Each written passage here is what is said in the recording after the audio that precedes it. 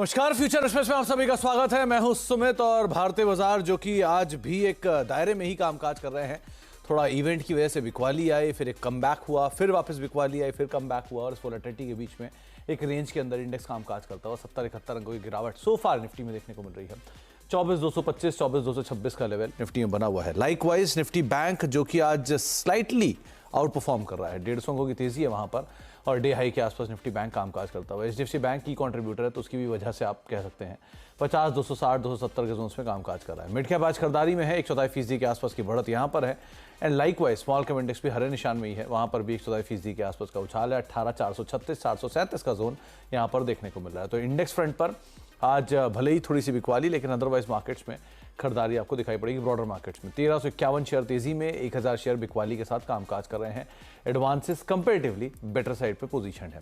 सेक्टोरली आज banks participate कर रहे हैं, जिसमें से आपको प्राइवेट बैंक का कंट्रीब्यूशन ज्यादा दिखाई पड़ेगा। PSU bank flat to positive है, सीपीएससी 1% नीचे है, एफएमसीजी आधा %, मेटल 1% कल की तेजी के बाद बिकवाली, आईटी इंडेक्स 1% नीचे, auto index flat to negative, capital goods करीब 1/4% नीचे एंड ऑयल एंड गैस करीब 1% नीचे कल की तेजी के बाद बिकवाली। रियल्टी फ्लैट और फार्मा आधा % के आसपास की बढ़त में कामकाज कर रहा है। हेवी वेट फार्मा जो है वो आज यहाँ पे जरूर पार्टिसिपेट कर रहे हैं।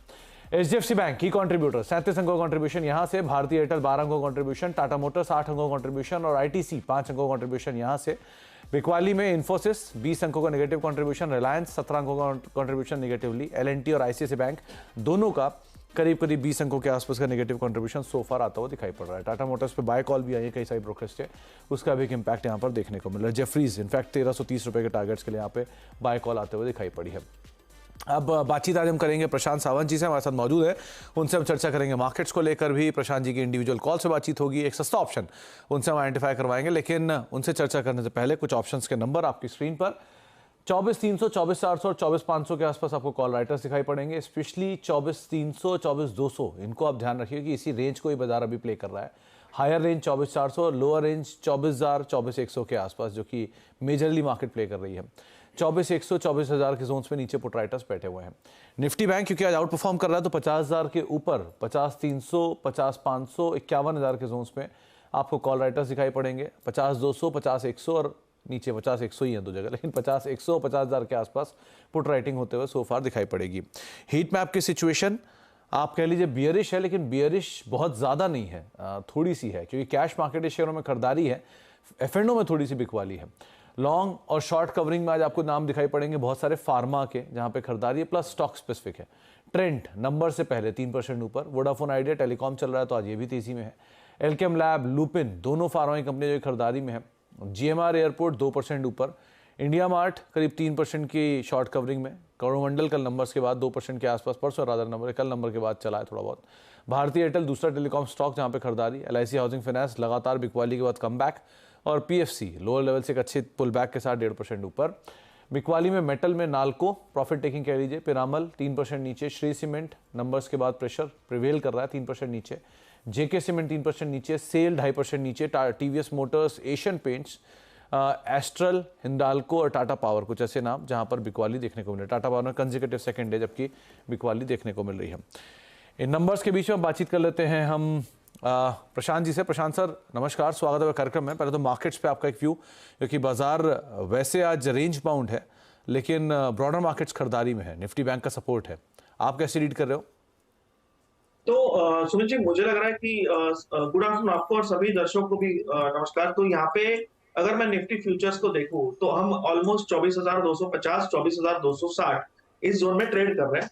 आज का जो लो बना है वो है 24,100, करीबन 40-50 के आसपास। मुझे लग रहा है कि यहाँ पे निफ्टी में एक पोजिशनल लॉन्ग अप्रोच रखना चाहिए। यहाँ से 24,250 पे ट्रेड कर रहे हैं आप, 24,100 के नीचे 24,080, 24,075 इस जोन में स्टॉप लॉस रख के पोजिशनल अप्रोच रखिए।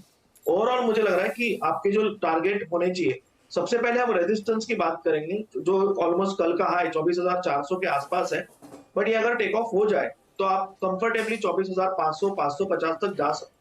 तो ट्रेडिंग अप्रोच कैसे रखें कि आप यहां से लॉन्ग जाने के बाद एक बार 24,340, 50 के जोन में आ जाए तो आपका स्टॉप लॉस आप कॉस्ट पे लाके रखिए और पोजीशन को होल्ड कीजिए।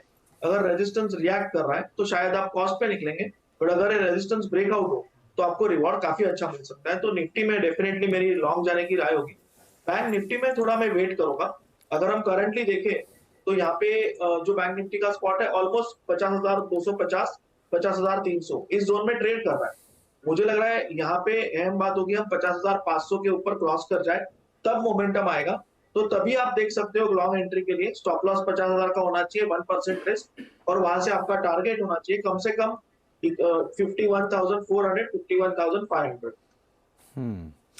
तो निफ्टी और निफ्टी बैंक को लेकर आप व्यू सुन रहे थे प्रशांत सर का, खास तौर से निफ्टी जो कि जिसके ड्राइवर में सो फार निफ्टी बैंक है भले, लेकिन अदरवाइज यहाँ पर कई सारे सेक्टर्स भी परफॉर्म करते हुए दिखाई पड़ रहे हैं। आगे प्रशांत सर से मैं और उनकी इंडिविजुअल कॉल से बातचीत करूंगा, लेकिन एक अहम खबर भी आ रही, जरा पहले उस पर बात कर लेते हैं। वो है हेल्थ और लाइफ इंश्योरेंस को लेकर, जहां पर हेल्थ और लाइफ इंश्योरेंस शायद जल्दी सस्ता हो सकता है। सूत्रों के मुताबिक हेल्थ और लाइफ इंश्योरेंस के प्रीमियम पर जीएसटी घटकर 5% किया जा सकता है। इस पर रेट रैशनलाइजेशन कमेटी की 22 अगस्त को बैठक होने वाली है और इस पर और डिटेल लेते हैं। हमारे साथ हमारे संवाददाता आलोक प्रियदर्शी मौजूद भी हैं। तो आलोक, मच अवेटेड भी है और बड़ा रिलीफ भी होगा आमतौर पर आम आदमी के लिए, क्योंकि इस पर बहुत दिनों से पॉलिटिकल डिबेट भी चली रही थी। अदरवाइज क्या डिटेल है आपके पास?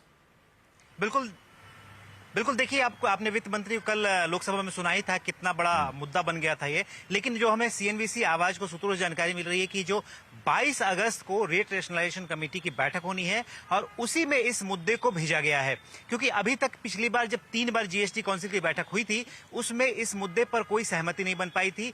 सभी राज्यों ने लगभग इसका विरोध किया था कि इस पर से जीएसटी नहीं हटाया जाए, लिहाजा उस समय कोई फैसला नहीं हो सकता। लेकिन जब अब चर्चा शुरू हुई है तो हमें जो सूत्र बता रहे हैं कि वित्त मंत्रालय की तरफ से जो ये प्रपोजल जो तमाम है उसको रेट रैशनलाइजेशन कमेटी में भेजा गया है और रेट रैशनलाइजेशन कमेटी में 6 राज्यों के वित्त मंत्री मौजूद हैं और वो सभी पहले एक सहमति बनाने की कोशिश करेंगे और जहां ज्यादातर संभव है कि 5% दर को लेकर सहमति बनाने की कोशिश की जाएगी। 5% एक बार वहां सहमति बन जाती है, उसके बाद जीएसटी काउंसिल की बैठक में फैसला लेना काफी आसान हो जाएगा, क्योंकि मोटा मोटी जब एक बार ग्रुप ऑफ मिनिस्टर्स की जो बैठक होती है उसमें अगर सहमति बन जाती है तो जीएसटी काउंसिल में ज्यादा उस पर कोई विवाद नहीं होता। लिहाजा सरकार की यही कोशिश है कि एक बार जीओएम जो कि रेट रैशनलाइजेशन कमेटी है, बिहार के जो वित्त मंत्री हैं सम्राट चौधरी उनकी अध्यक्षता वाली, उसमें एक बार इस पर सहमति बन जाए और उसके बाद इसको लेकर जीएसटी काउंसिल की बैठक जो इसी महीने के आखिर में होने की संभावना है उसमें इस मुद्दे पर पूरा फैसला ले लिया जाएगा। तो कुल मिलाकर जो हेल्थ इंश्योरेंस और लाइफ इंश्योरेंस दोनों प्रोडक्ट हैं इस पर 18% की जीएसटी अभी लगती है और लगातार मांग की जा रही थी कि इसको कम किया जाए और जो हमें अब सूत्र बता रहे हैं कि 5% जीएसटी को लेकर इस पर चर्चा चल रही है। मैं बता दूं कि इस पर रेवेन्यू ठीक ठाक मिलता है सरकार को, करीब 10,000 करोड़ रुपए का रेवेन्यू सालाना मिलता है, पिछले साल मिला है और 3 सालों में 24,000 करोड़ रुपए से ज्यादा का रेवेन्यू मिला है। लिहाजा ये अमाउंट इतना बड़ा है कि इसको लेकर कोई भी राज्य जो है वो फिलहाल एक तरह से अपनी सहमति नहीं देना चाहता, इस पर जीएसटी कटौती नहीं करना चाहता। लेकिन अब सरकार एक तरह से फिर से दोबारा कोशिश कर रही है कि किसी तरह से जो ग्रुप ऑफ मिनिस्टर्स की बैठक है उसमें इसमें सहमति बनाई जाए और सहमति बना के फाइनल डिसीजन जीएसटी काउंसिल की बैठक में लिया जाए ताकि हेल्थ और लाइफ इंश्योरेंस के प्रोडक्ट सस्ते हो सकें। तो बहुत हद तक इसके ऊपर कामकाज शुरू भी हो चुका है और बहुत हद तक इसमें कुछ फैसले अगर आते हैं तो एक बड़े रिलीफ के तौर पे देखा भी जाएगा। बहुत बहुत शुक्रिया आलोक इस खबर पर हमसे बातचीत करने के लिए और ये तमाम डिटेल हमसे शेयर करने के लिए। इस बीच एमपीसी के आउटकम के बाद आरबीआई गवर्नर मीडिया को संबोधित कर रहे हैं। Last 1 week expectations are what was the Fed's rate cut would be 1 in September for 2024. Now the market is factoring in 125 basis points. While we completely understand that you will set policy as per domestic economy. Regardless if the economy abroad is so weak, it will tell on global growth.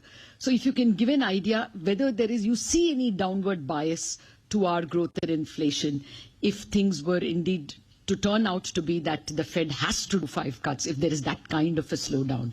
As well, a request, why don't you give us now nominal forecasts also?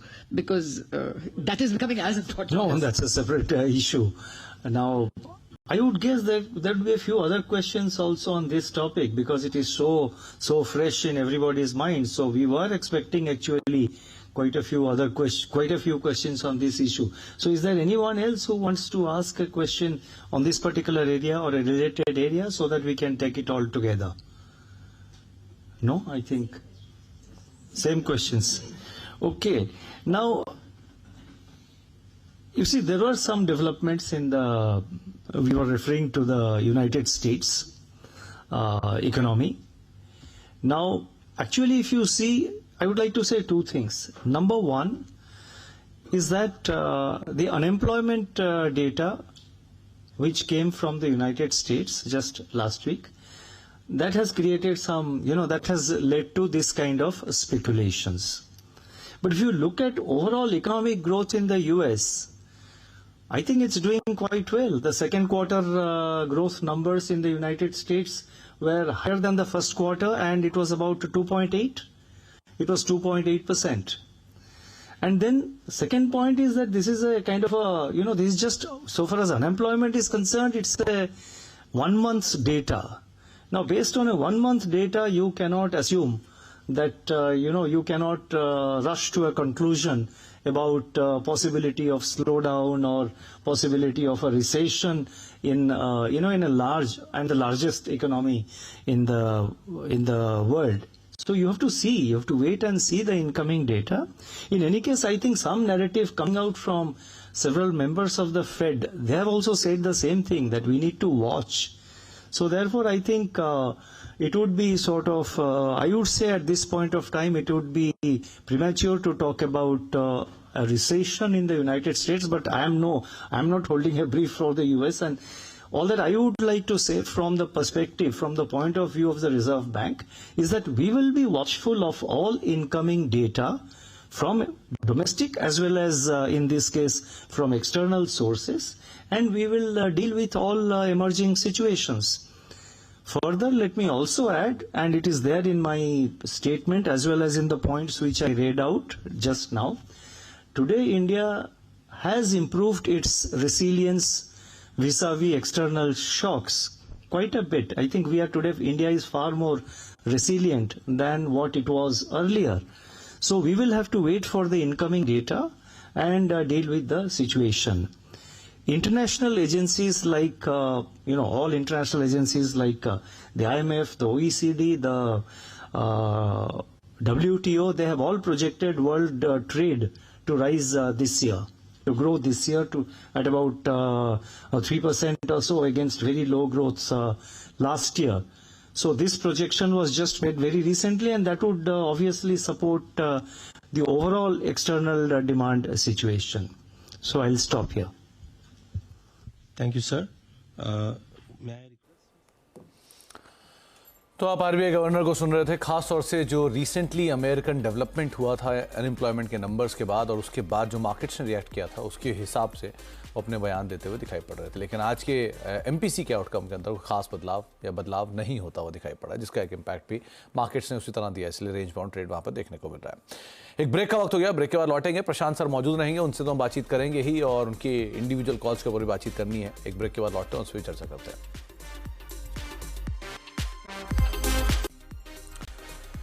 अब देख रहे future express और markets हरे निशान में वापस लौटे हैं। Nifty करीब 20 अंक ऊपर आ चुका है। हालांकि सेंसेक्स अभी भी लाल निशान में ही है, लेकिन निफ्टी के अंदर एक बढ़िया कमबैक एकाएक आता हुआ दिखाई पड़ा, और वो सेंसेक्स भी इनफैक्ट हरे निशान में आ गया अब।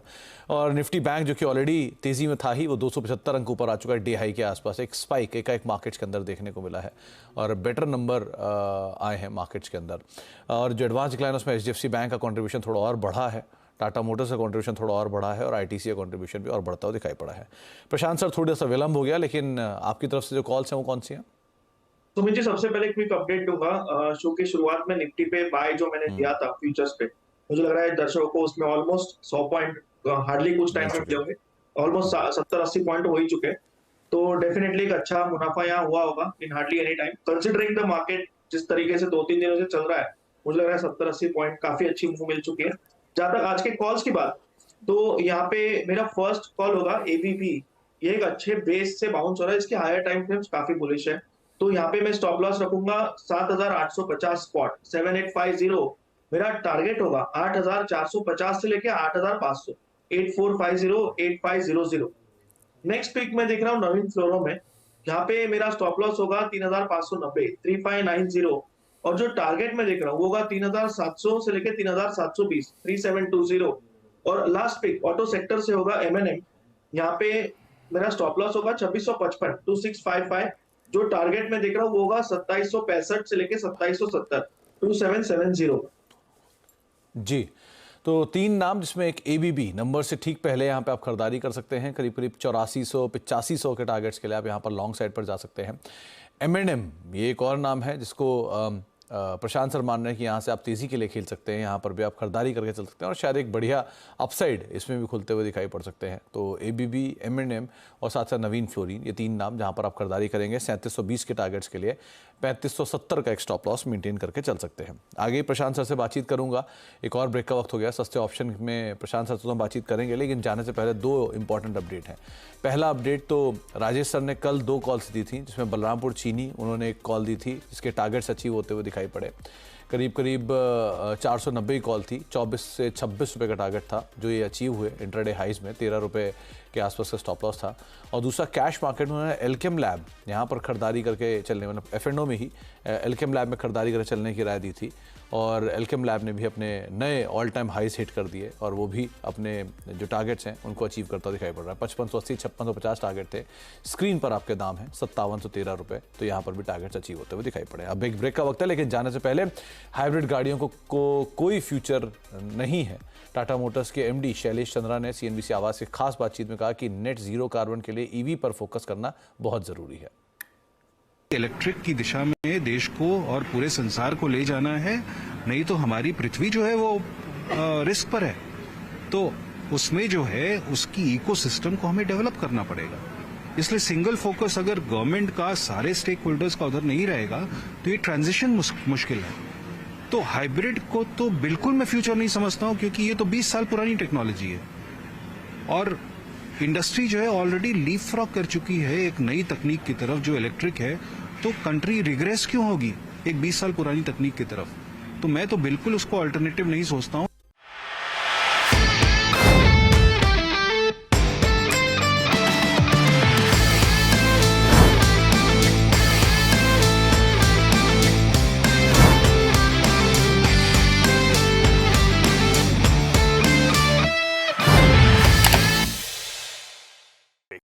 बता दें कि मनी कंट्रोल पर दिए गए विचार एक्सपर्ट्स के अपने निजी विचार होते हैं।